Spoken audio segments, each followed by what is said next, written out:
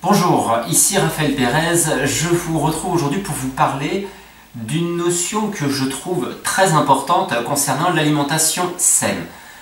Je reçois régulièrement des questions de personnes par le net ou des personnes même que je rencontre lorsque je fais des conférences, que je suis sur des salons, qui me demandent justement comment arriver à établir une alimentation saine facilement, parce que finalement il y a beaucoup de privations.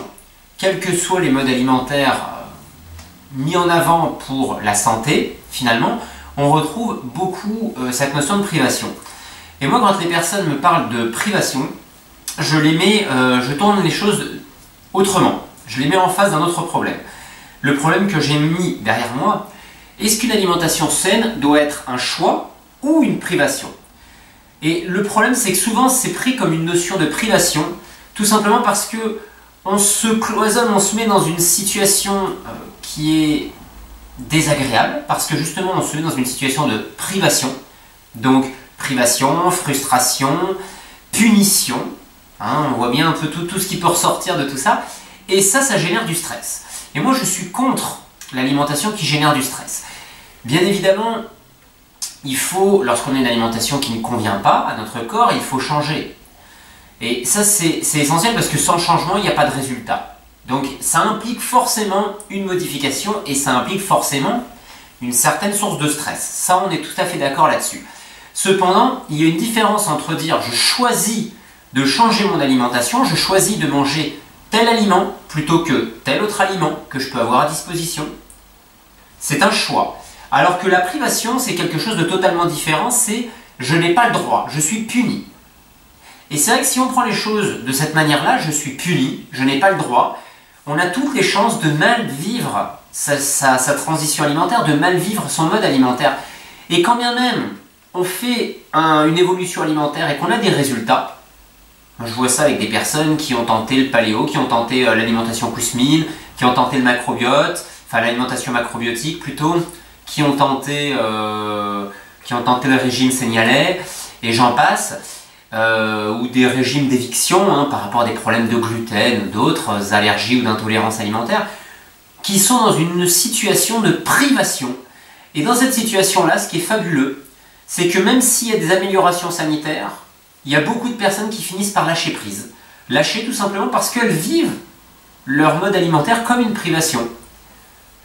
Et à partir de ce moment-là, ça ne marche pas. C'est comme quelqu'un qui fait un régime amaigrissant en disant « j'arrête de manger ça, j'arrête de manger ça ».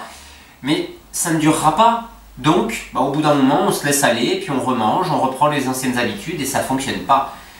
Alors, moi, ce que je vous propose, plutôt, parce que je vous propose de vous aider, bien évidemment, c'est pour ça que je fais ces vidéos, et comme des milliers de personnes que j'ai déjà pu suivre et accompagner, je peux vous apporter un plus.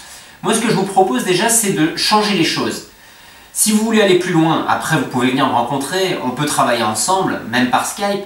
Mais dans un premier temps, changez déjà une chose, c'est votre perception de l'alimentation. Si vous vous dites je change d'alimentation et je fais le choix, pas de passer d'un dogme à un autre, parce que concrètement, vous vous enfermez dans des choses qui ne sont pas forcément les meilleures pour vous, apprenez simplement qu'il y a des bases qui sont les plus intéressantes que d'autres. Après, on pourra discuter de ces bases-là sur d'autres vidéos, mais il y a des bases qui peuvent être intéressantes, qui sont mises en avant par différents modes alimentaires. Mais au-delà de ces bases, il faut aussi être à l'écoute de son corps. Et si vous êtes dans la frustration permanente, dans la privation permanente, moi j'ai vu des personnes qui faisaient du végétarisme parce que c'était soi-disant bon pour la santé, et je ne remets pas en question que le végétarisme pratiqué correctement est une bonne chose pour la santé, mais qui était en mauvaise santé parce que c'était une privation. Donc très mal vécu, avec des comportements alimentaires qui n'étaient pas adaptés. Alors que quand vous faites le choix, je fais le choix de prendre cet aliment plutôt que cet aliment-là. Et peut-être qu'un jour, pour une raison ou pour une autre, je vais faire le choix d'accepter de prendre cet aliment que je ne voulais pas prendre pendant un certain temps, que j'avais choisi de ne pas prendre. Je vais peut-être le prendre une fois, exceptionnellement. Et faire le choix, contrairement à la privation, ça implique aussi une notion de responsabilité. Quand vous faites le choix, vous vous impliquez. Quand vous êtes dans la privation, vous avez l'impression de vous impliquer, mais vous subissez. Et là, les choses sont totalement différentes. Donc moi je vous incite à une chose, si vous devez changer de mode alimentaire pour votre santé, que ce soit pour de la prévention ou pour vraiment retrouver la santé, c'est d'abord d'essayer de comprendre pourquoi vous faites ce changement alimentaire et de devenir responsable. Et responsable, ça implique de faire des choix. Ça ne veut pas dire d'être dans l'idéal tout le temps. Peut-être que la barre que vous fixez, elle est ici et qu'aujourd'hui, vous n'êtes pas capable de tenir cette rigueur au quotidien. C'est pas grave. Par contre, si vous êtes ici, votre but, c'est d'aller jusque-là. Donc, c'est d'essayer de s'améliorer pour tendre vers cette rigueur-là. Et ça, vous y arriverez que si vous êtes responsable de ce que vous faites, donc responsable de vos choix. Et vos choix, ça veut dire assumer de temps en temps de ne pas faire les choses comme c'est exactement l'idéal. Et donc, vous n'êtes plus dans la privation, vous n'êtes plus dans la punition et vous n'êtes plus en train de subir vos changements alimentaires pour essayer d'avoir une meilleure vie, une meilleure santé. Donc, voilà moi comment je perçois les choses et je vous présente les choses par rapport à une alimentation saine, à une nutrition plus adaptée. La nutrition plus adaptée ou l'alimentation saine, c'est pas de suivre bêtement un dogme pour remplacer un autre dogme. Ça, c'est une connerie monumentale. Même si le dogme en question est le dogme, on pourrait dire idéal, c'est une connerie monumentale parce que prendre un dogme à la place d'un autre dogme et s'enfermer, vous avez toutes les chances de vous pourrir la vie. Maintenant, réfléchissez, prenez un peu de recul et devenez responsable de vous.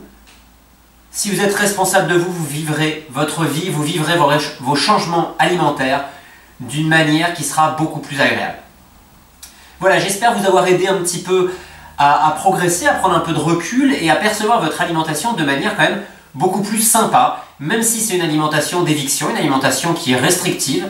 De toute façon, l'alimentation adaptée à l'être humain est une alimentation quand même qui est restrictive. On ne peut pas manger de tout en permanence, il faut être clair là-dessus. Donc il faut après faire des choix. Et ces choix ne doivent pas être vécus comme des punitions.